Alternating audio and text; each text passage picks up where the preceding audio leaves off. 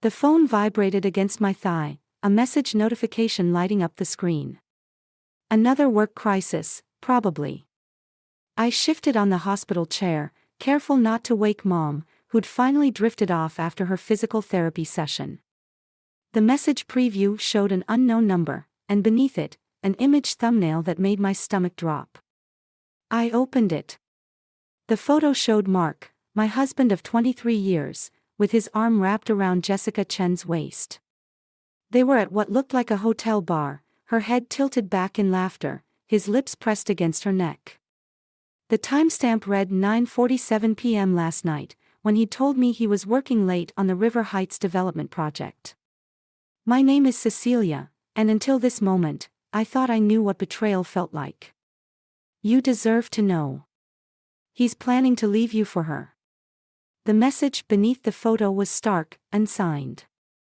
The steady beep of Mom's heart monitor filled the silence as I stared at the screen, my hands trembling. I zoomed in on the image, searching for signs of manipulation, desperate to find evidence that this was some cruel joke. But the details were crisp, undeniable: the familiar gray suit he'd worn to work yesterday, Jessica's signature red lipstick, the genuine intimacy of their embrace. Mom? I whispered, needing someone to talk to, even though I knew she couldn't respond properly since her stroke. Her eyes remained closed, face peaceful in sleep, unaware of how my world was crumbling. My phone buzzed again. Mark, meeting running late. Don't wait up. I typed and deleted responses 5 times before settling on, everything okay? Just busy. Jessica and I are finalizing the investor presentation. Jessica and I. The casual mention of her name made bile rise in my throat. I wanted to vomit, to scream, to forward him the damning photo. Instead, I wrote, okay. Love you. He didn't reply. A nurse entered, checking Mom's vitals. Mrs. Walker, you should head home, get some rest. We'll take good care of your mother tonight.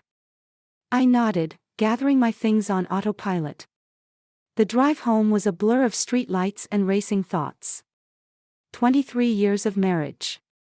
A son in college.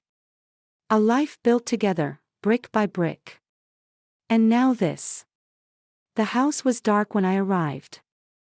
I stood in our kitchen, surrounded by the evidence of our shared life, family photos on the fridge, the coffee maker Mark had given me for Christmas, the calendar marked with our upcoming anniversary dinner. My phone buzzed. A text from Liam, our son. Everything okay, Mom? You usually call on Thursdays. God, Liam. How would this affect him? I pressed my palms against the cool granite countertop, steadying myself. Just tired, sweetie. How's classes? Good. Dad sent me extra money for books yesterday. Pretty generous, like $2,000. Weird timing since semester just started, but I'm not complaining. $2,000. The number hit me like a physical blow. I opened our joint account app, scrolling through recent transactions. There it was, not just the transfer to Liam, but a pattern of large withdrawals over the past 3 months. Money being moved to accounts I couldn't access. He wasn't just having an affair. He was preparing for something bigger. The garage door hummed to life, and headlights swept across the kitchen windows. Mark was home. I quickly closed the banking app and wiped my eyes, wondering if he'd be able to see the devastation on my face, wondering if he'd even care enough to look. The door opened, and his footsteps approached. I gripped the counter harder, my wedding ring pressing painfully into my finger. Hey, he said, dropping his keys on the counter. You're up late. I turned to face him, studying the man I thought I knew. How was your meeting? He loosened his tie, not quite meeting my eyes. Productive. We're making good progress. I bet you are, I thought, watching him pour himself a glass of water, acting like everything was normal. Like he hadn't just been caught in the act of destroying our family. That's good, I said, my voice steadied despite the storm raging inside me. I'm glad you and Jessica work so well together. He paused, just for a fraction of a second, before responding. Yeah, she's good at what she does. I smiled, tasting blood where I'd bitten the inside of my cheek. I'm sure she is. 3 days of watching, waiting, pretending. Every morning I kiss Mark goodbye like nothing's changed. Every night I lie beside him, counting his breaths, wondering if he dreams of her. The space between us grows wider with each passing hour. Rachel stirs her coffee, watching me from across the cafe table. Have you confronted him about the photo? What's the point? My fingers trace the rim of my untouched latte. He'll deny it, like he denies everything else. You need proof, Cecilia. Real proof, not just a photo from an anonymous source. I pull out my phone, opening the banking app. Look at this. 3 separate transfers last month, $50,000 each. The money's going somewhere, and it's not just to Liam anymore. Rachel leans forward, squinting at the screen. Jesus. That's not pocket change. And there's more. I swipe through my photo gallery, showing her pictures I've taken of Mark's recent credit card statements. Hotel charges. Expensive restaurants. All on days he claimed to be working late. With Jessica. Who else? The bitterness in my voice surprises even me. She's 28, Rachel. 28. I was managing diapers and midnight feedings at her age. My phone buzzes. It's the hospital, Mom's having a difficult morning. I gather my things, but Rachel catches my wrist.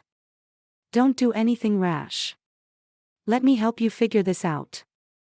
I'm fine. I'm not fine.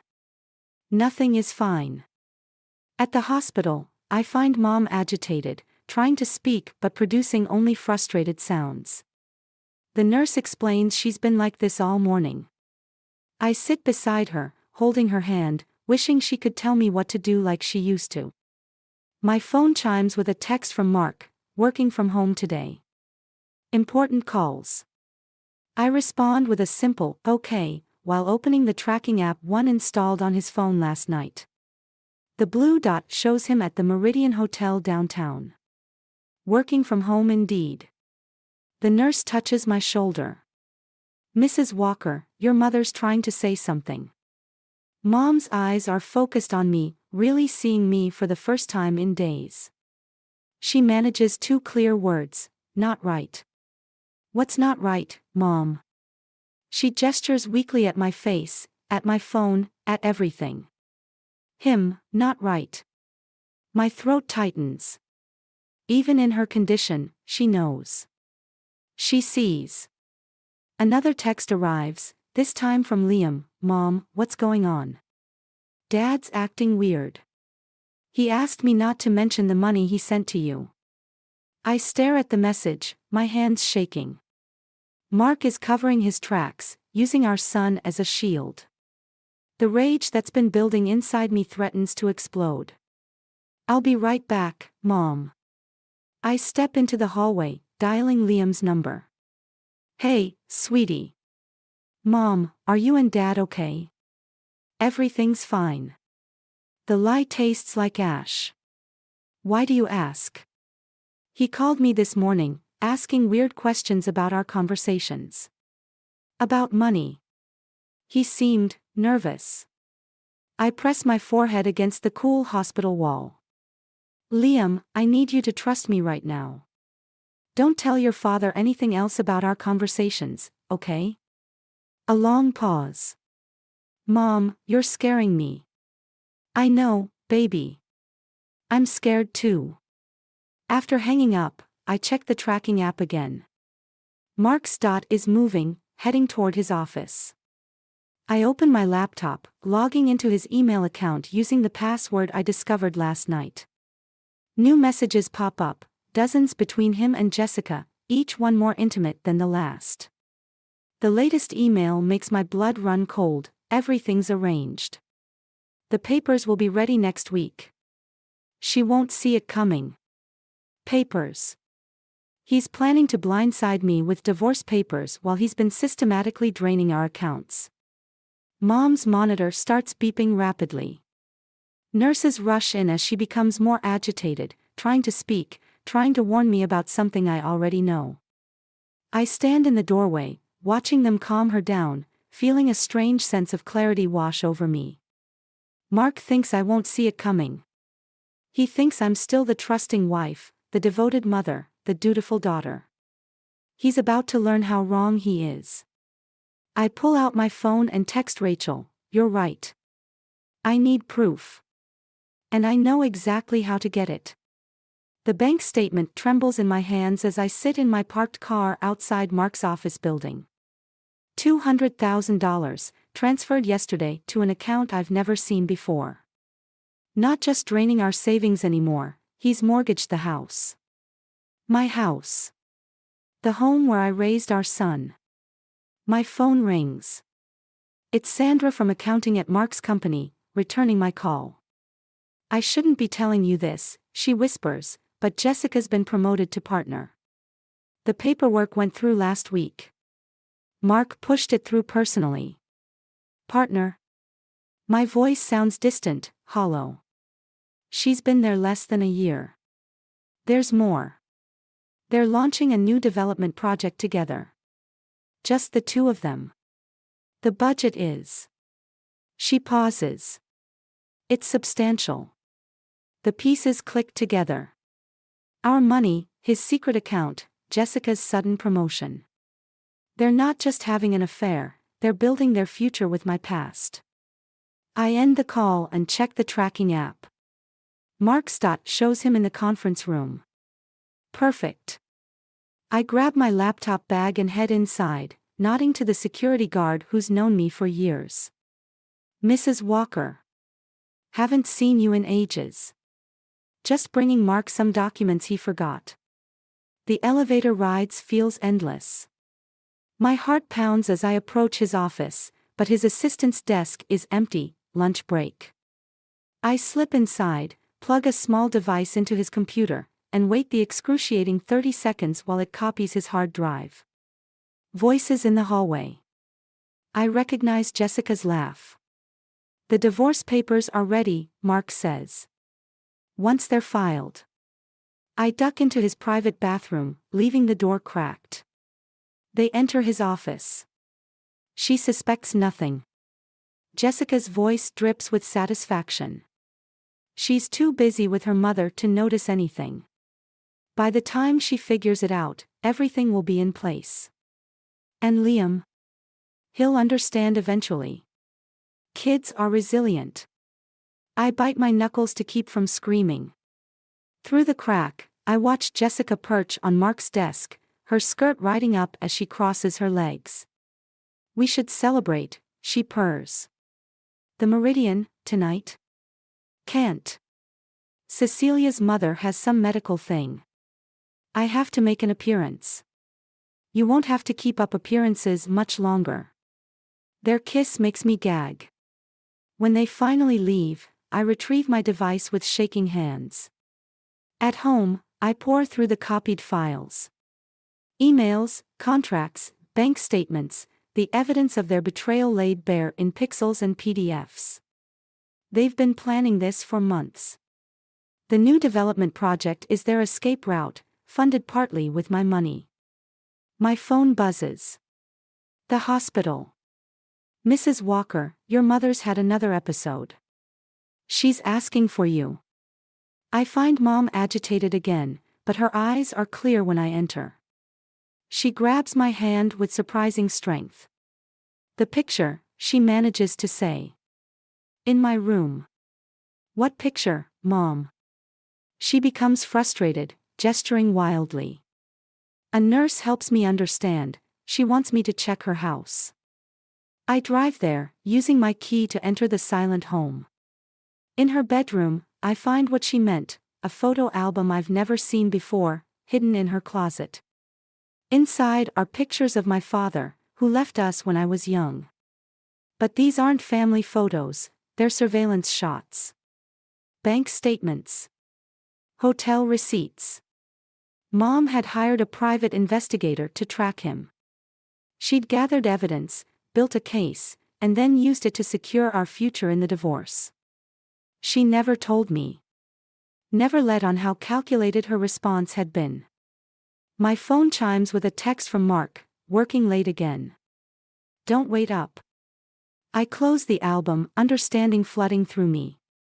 Mom hadn't just been a victim of betrayal, she'd been a warrior. And now she's trying to tell me something. Don't just gather evidence, use it. I call Rachel. I need your help with something. How good are you with computers? Decent. Why? I stare at the files from Mark's computer, at Mom's album of evidence, at the pieces of my unraveling life. Because I'm done being the victim in this story. It's time to become the author. The hospital corridor stretches endlessly before me as I rush toward the ICU. Mom's second stroke hit while I was combing through Mark's files. The universe has a cruel sense of timing. Tom's already there when I arrive, his first visit since Mom's initial stroke. He pulls me into a tight hug. You look like hell, Cece. Thanks. You flew all the way from Seattle to tell me that. He studies my face. I flew here because you're not telling me everything in our calls. Before I can respond, the doctor approaches. Mom's condition is critical but stable. The next 48 hours are crucial. I sink into a chair, exhaustion washing over me. Where's Mark? Tom asks. Working. The lie comes automatically now. Important client meeting. Tom pulls out his phone, scrolling through something. Funny. According to his Instagram, he's at the Rivera Club. Posted 30 minutes ago. My head snaps up. What? He turns the screen toward me. There's Mark at a charity gala, his arm around Jessica's waist. The caption reads, "Celebrating our newest partner and the future of Walker Development." Want to tell me what's really going on? I start to speak, but my phone buzzes. A text from Liam, "Mom, why is Dad posting about Jessica? Everyone at school is talking about it. The walls feel like they're closing in." I forward Tom the photos, the bank statements, everything I've gathered. Jesus Christ, he whispers, scrolling through the evidence. Have you talked to a lawyer? I can't. Not yet. If Mark suspects anything. Mrs. Walker. A nurse interrupts. Your mother's asking for you. Mom's awake, but barely coherent. Her right side is completely paralyzed now. She grabs my hand with her good one, trying to speak. Save, save.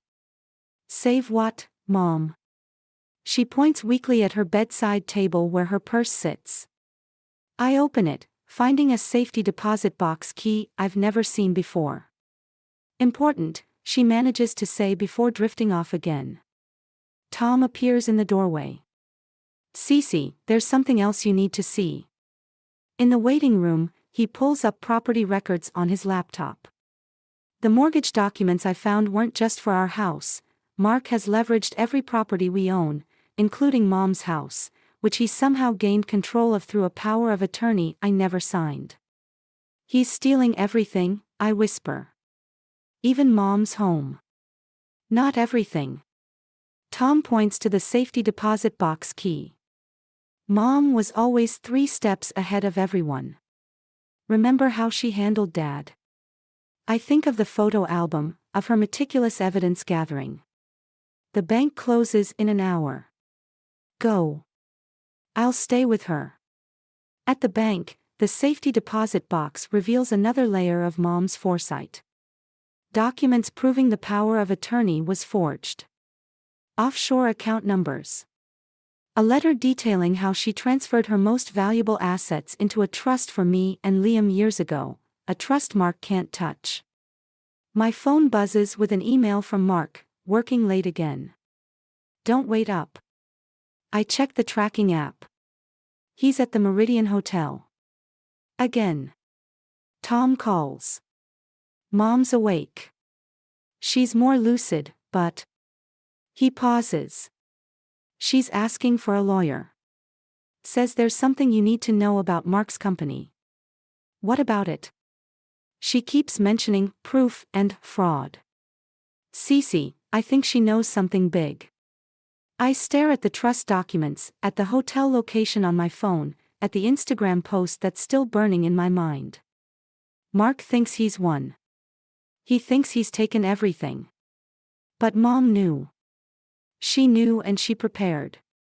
Just like she did with Dad. I text Rachel, remember when you offered to help? I need you to dig into Walker Development's financials. Mom says there's fraud. Her response is immediate, already on it. You're not going to believe what I found. I start the car, my hands steady on the wheel for the first time in days. Mark and Jessica aren't just stealing my life, they're building their future on a foundation of lies. And now, thanks to Mom, I have the tools to tear it all down. The question isn't whether to destroy them anymore. The question is how much damage I want to do when I do. Rachel's forensic analysis of Walker Development's financials fills my laptop screen. Shell companies. Falsified permits. Investor funds redirected through offshore accounts. The corruption runs deeper than I imagined. Mark's not just cheating on you, Rachel says through the phone. He's cheating everyone. I scroll through the documents, my hands trembling. And Jessica? She's been helping him hide the money. That's why he made her partner, she knows where all the bodies are buried. The tracking app shows Mark's dot moving toward the Meridian Hotel again. I grab my keys. Cecilia, wait. What are you doing? Getting proof. We already have proof. Not the kind I need. The hotel lobby is all marble and mirrors. I've never felt more invisible as I slip past the front desk, following the path I've memorized from Mark's previous visits. 23rd floor. Room 2312. Their voices carry through the door. I hold up my phone, recording. The SEC filing is complete, Jessica says. Once the merger goes through next week, the old accounts will be buried. And Cecilia? Mark's voice makes my skin crawl. The divorce papers are ready. By the time she figures out what happened to her mother's house, it'll be too late. My phone buzzes, Tom calling from the hospital. I silence it, pressing closer to the door. What about Liam? Jessica asks. He's young. He'll adjust. Besides, the money we're making will more than make up for. The elevator dings. I duck around the corner as an elderly couple passes. When I return, the voices have moved to the balcony. Through the gap in the curtains, I can see them, champagne glasses in hand. To us, Mark says, pulling Jessica close. And to never looking back. I take photos, my hands steady despite the rage building inside me. Then Jessica says something that stops my heart. Should we tell Liam about the baby? The phone slips from my grasp, clattering against the door. Inside, silence falls. I run. Down the emergency stairs, through the lobby, into my car. My phone won't stop buzzing, Tom, Rachel, even Liam. I ignore them all, driving until I reach Mom's house. The living room is dark, filled with memories of a life Mark is trying to steal. I sink onto the couch, finally checking my messages. Tom, Mom's awake. She's asking for you. It's important. Rachel, found something big. Call me now. Liam, Mom, what's going on? Dad just called about some trust fund. A key turns in the lock. Mark's voice carries from the entryway, Cecilia. Your car's outside. I don't move as he enters, flipping on the lights. He freezes when he sees me. "What are you doing here?" he asks. "Remembering." I hold up my phone, playing the recording from the hotel. His face drains of color. "It's not what you think." "Congratulations," I cut him off. "On the baby. On the merger. On thinking you could steal my mother's house while she's dying in the hospital." He takes a step forward. "Let me explain. I found Mom's safety deposit box." I watch his expression shift. "And Rachel found your offshore accounts. Whatever you think you know." "I know everything, Mark. Every lie. Every theft. Every betrayal." I stand, surprisingly calm. "The only question is, what am I going to do about it?" His mask slips, revealing something ugly beneath. "You'll do nothing. You can't prove anything without implicating yourself in corporate espionage." "Maybe." I move toward the door. "But I learned something from my mother. Sometimes losing everything is worth it to destroy someone who deserves it." "Don't threaten me, Cecilia." "It's not a threat." I turn back, meeting his eyes. "It's a promise. You took my marriage, my home, my trust. Now I'm going to take everything from you." His laugh is cold. "You don't have it in you." I think of Mom's photo album, of her meticulous revenge against Dad. Of Jessica's hand on her stomach, of Liam's confusion, of 23 years of lies. "Watch me." The SEC documents feel heavy in my hands as I sit in Jessica's office, waiting. Rachel's analysis proved what Mom had suspected: Mark and Jessica have been running a Ponzi scheme through Walker Development for years. The evidence could destroy them both. The door opens. Jessica freezes when she sees me. "Security," she starts to call out. "Is busy dealing with a situation in the parking garage." I gesture to the chair across from me. "Sit down."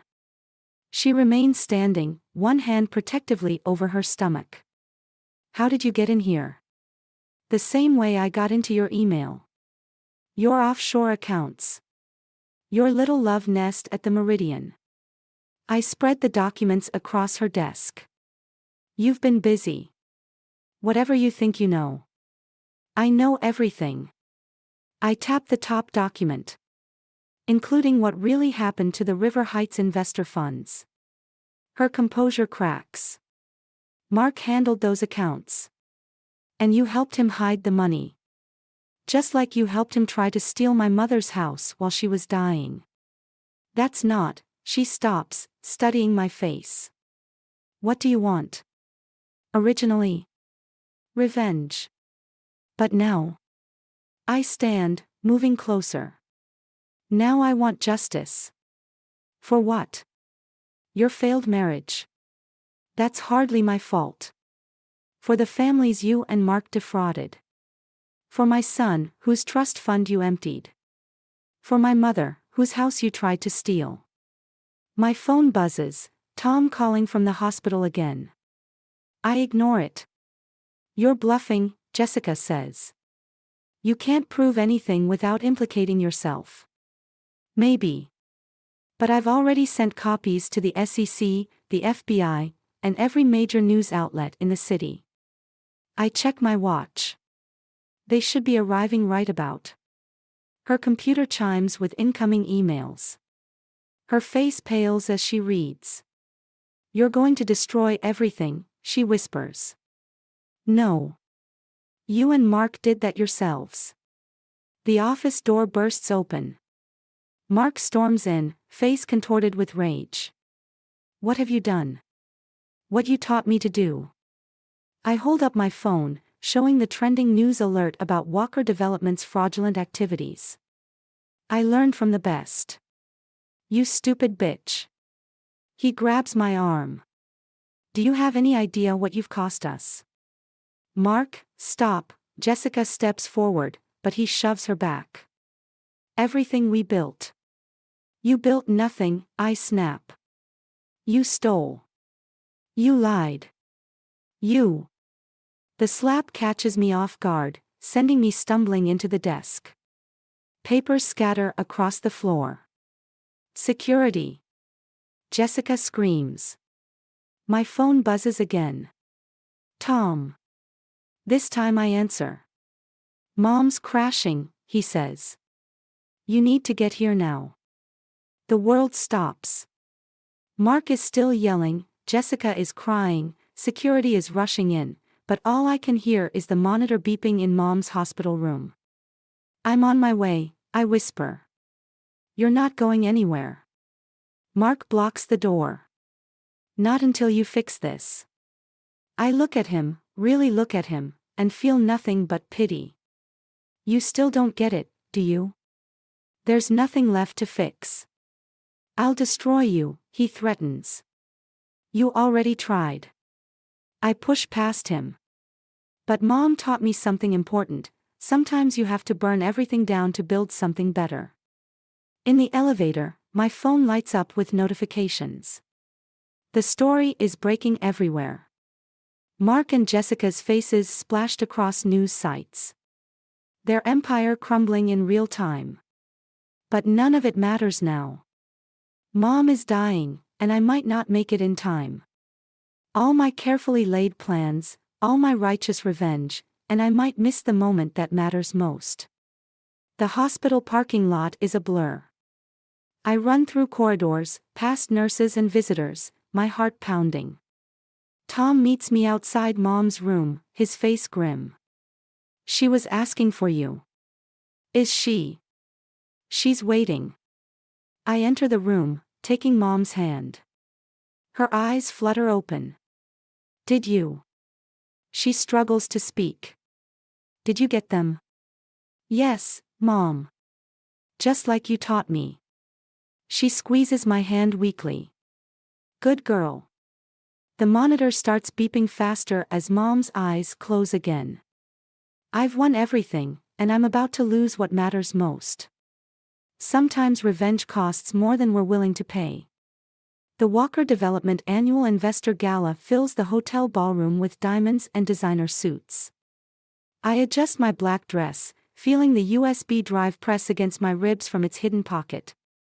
20 years of attending these events as Mark's wife, and finally, I'm here for myself. Mark spots me from across the room, his face darkening. He excuses himself from a group of investors and strides over. You shouldn't be here, he hisses. I'm still your wife. I sip my champagne. For now. Whatever you're planning. Ladies and gentlemen. Jessica's voice rings out from the podium. If I could have your attention. She looks radiant, her pregnancy barely showing beneath her red designer dress. The crowd quiets as she begins her presentation about Walker Development's bright future. You can still stop this, Mark whispers. I meet his eyes. Like you stopped stealing from our son's trust fund.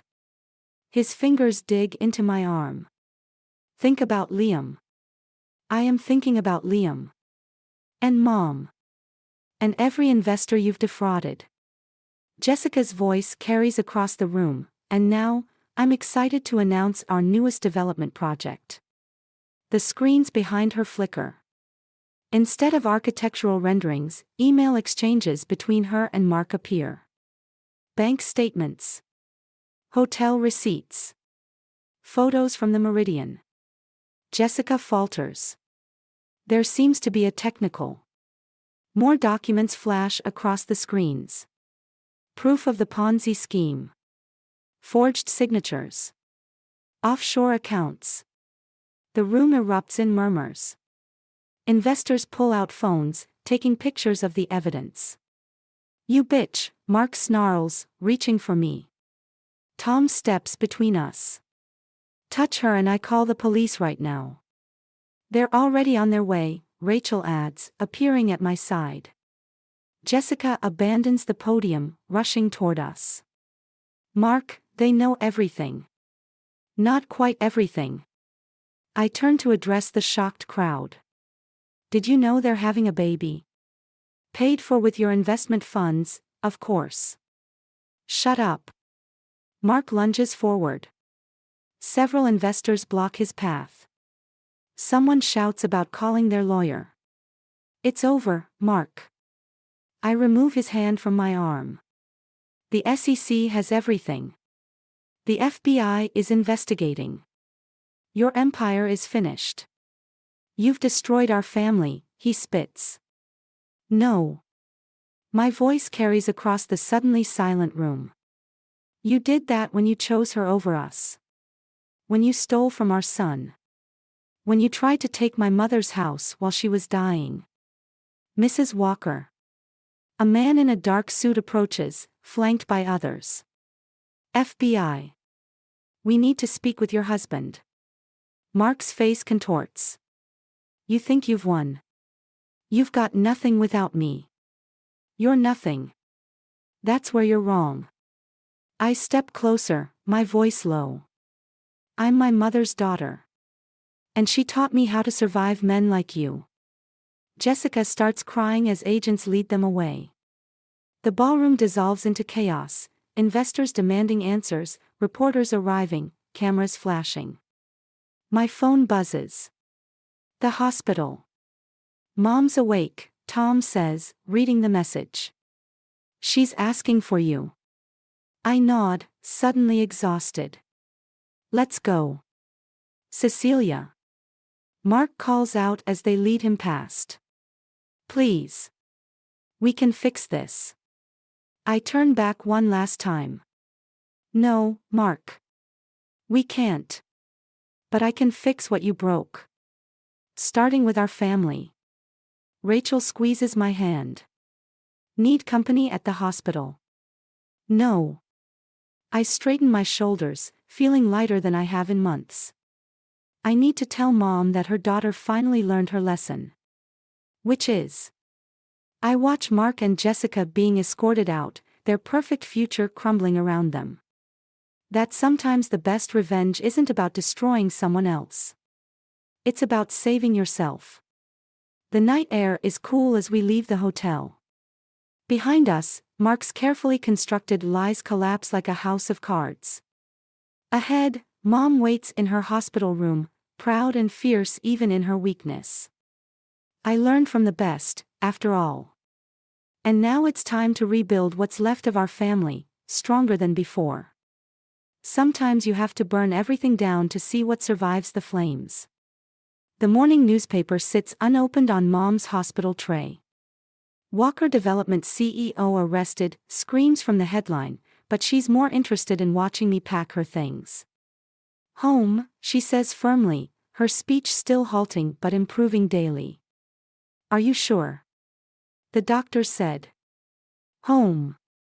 She grips my hand with surprising strength. Together. The door opens, and Liam steps in, his face tight with emotion. He hasn't spoken to me since the news broke about Mark's arrest. Hey, Grandma. He kisses her cheek, then turns to me. Dad's lawyer called. He wants me to testify about the trust fund. You don't have to. I want to. His jaw sets in a way that reminds me of myself. He stole from all of us. Mom reaches for both our hands, pulling us closer. Family, stronger. The trust in her eyes makes my throat tight. She knew all along, not just about Mark's betrayal, but about my strength to handle it. Rachel appears in the doorway. The house is ready. Tom's handling the paperwork for the medical equipment. We move Mom home in stages, first the wheelchair, then the careful transfer to the car. As we drive, I notice the "For Sale" sign in front of the Walker house. Mark's defense lawyers are scrambling to liquidate assets. Did you know? Liam asks suddenly. About Jessica's baby? Yes. He stares out the window. Will you help them? The baby, I mean. It's technically my half-sibling. The question catches me off guard. In all my planning for revenge, I never considered this innocent consequence. If they let me, I say finally. Family is family. Mom squeezes my hand from the back seat. At home, Mom's house, now our house, everything has been rearranged to accommodate her needs. The living room where I found her photo album is now her bedroom. The dining room where she taught me strength is her therapy space. As we settle her in, my phone buzzes with a text from Mark's number. I'm sorry. For everything. Please tell Liam I'm sorry too. I show Liam the message. He reads it, then deletes it. Some things can't be fixed with sorry, he says. Mom gestures at the TV, where news coverage of Walker Development's collapse plays silently. I move to turn it off, but she stops me. Watch, she insists. Remember. We sit together, watching Mark and Jessica being led away in handcuffs.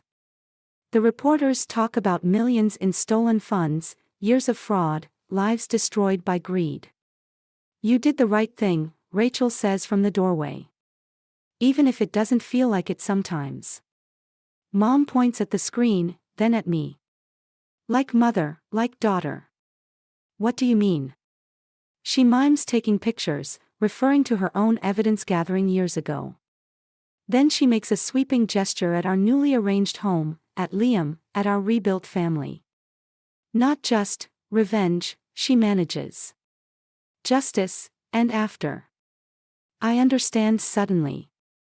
Mom's revenge against Dad wasn't just about destroying him, it was about building something stronger from the ashes. Just like I'm doing now. The doorbell rings. Tom enters with an envelope. The trust transfer is complete. Everything Mom put aside for you and Liam is secure. Mark can't touch it. And the house? I ask. Safe. In your name now.